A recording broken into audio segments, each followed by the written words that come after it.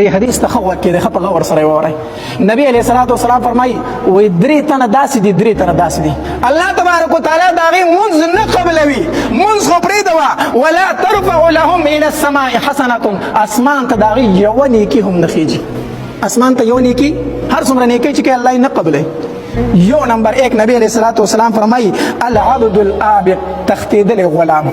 غلام د مالک نه و تختیدو کنه ترسو پورې چې دی واپس نه راغلی او د خپل مالک په لاس کې لاس نه دی الله د یو عبادت نه قبلې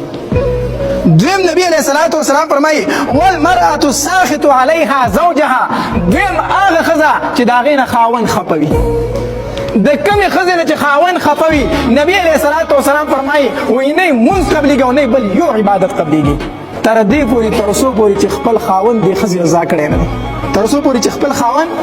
رضا کړی نه دی تر هغې پورې د دې یو عبادت هم نه قبلېږي او حدیث مبارک کې راځي نبی علیہ الصلوۃ والسلام فرمایي وایي د کمې ښځې نه چې خاوند خفوي په دې باندې د الله لعنت ورېږي تر هغې پورې تر څو پورې چې دې خپل خاوند رضا کړی نه وي زموږ پښتو معاشره کې دا شی ډېر دی که نه ښځې به لاړې شي د پلار کره به خفه کښېني خفه به کښېني او چې خفه کښېني نو تاسو ته پته ده څه چل شروع کړي یو کړس بیا موږ ته ټلیفون راخړی کومه وظیفه وکړم کومه وظیفه وکړم او د تسبو نه به کړس وباسي او مصله به یې ځان ته خاوند به یې خفه یا ته به د مصلې نه پاسي نه دا عبادت یې قبلېږي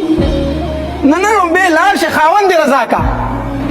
د کمې ښځې نه چې خاوند خفوي حدیث مبارک کې راځي نبی علیہ الصلوۃ والسلام فرمایي وایي د کمې ښځې نه چې خاوند خفه شي په دې باندې په اسمان کې فرشتې لعنت وایي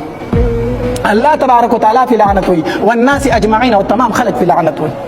د کمې ښځې نه چې خاوند خفوي او چې د کمې ښځې نه خاوند رضا دی د کمې ښځې نه خاوند رضا دی نبی علیہ الصلوۃ والسلام فرمایي وایي د دې ښځې دپاره په اوبو کې میان په سړو کې میږیان په هوا کې هوا او په هوا کې مارغان او په اسمان کې فرشتې د دغې ښځې دپاره د مغفرت دعاګانې غواړي